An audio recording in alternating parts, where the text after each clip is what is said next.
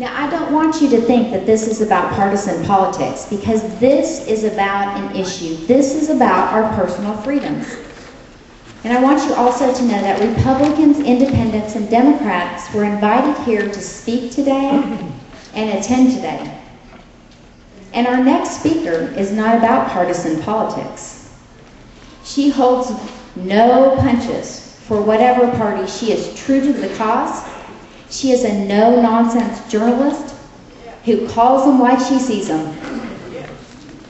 Her book, The Culture of Corruption, spent 6 weeks at the top of the New York Times bestseller list.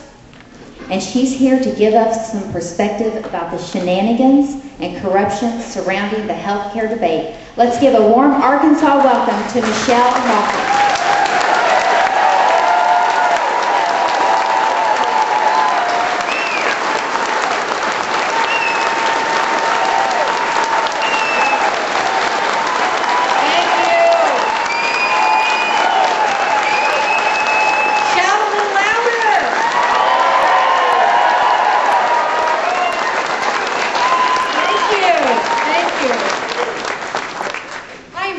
To be here because I know that you scare the Democrat majority in the White House.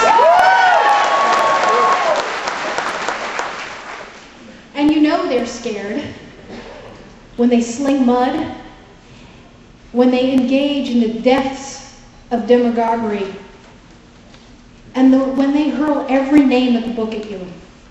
Taliban, terrorist, inciters to violence, extremists.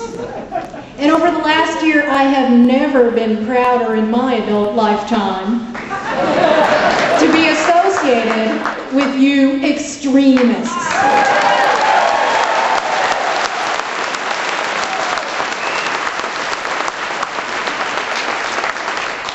I've said many times over the last year that this is no time for dulcet tones and bowing and scraping. We've had enough of that. And this is no time for what many unfortunate Republican establishment types have counseled us to do, which is to be moderate. We have been confronted with one of the most radical and extremist administrations in modern American history. And it is no time to sit down and shut up as they want us to do, and hold out our hands and please ask for them to leave us alone.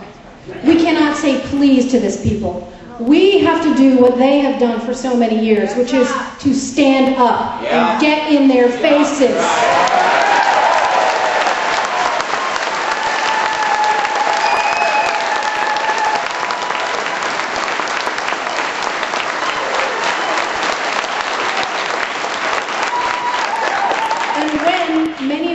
That we elected to Washington under the assumption that they were representing us will not do the job, we have to DIY. Do it yourself. Do it ourselves.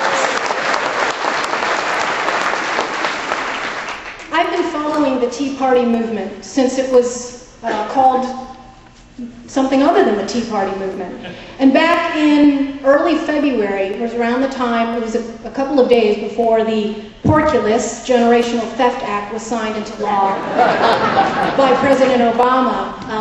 I bought a roasted pig and brought it with me to Denver. And on the steps of the Capitol there were a couple of hundred people in the little blue center of Denver, Colorado. And we raised our voices for the first time. And in the 16, 17 years that I have been a syndicated columnist and political commentator, I have very rarely stepped out into that kind of activist role. But I couldn't sit down and shut up anymore. I had to get involved. And, well, no, thank you. Because I have drawn my inspiration from so many of you folks, and many, especially mothers out there. A shout out to every mother and grandmother in this room. Thank you.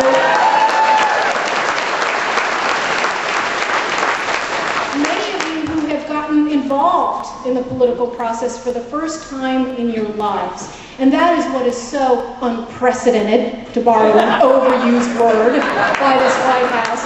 Unprecedented.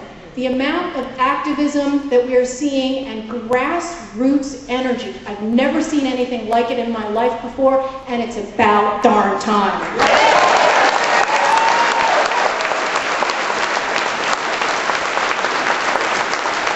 I talked about the name calling and the smears that we have seen from this desperate, demagogic majority over the last year. And while they chain us and our kids and grandkids in debt, what are they doing? They're accusing us of siding with the slave masters. How dare they? We're not going to sit up and let them do that. We're calling them out.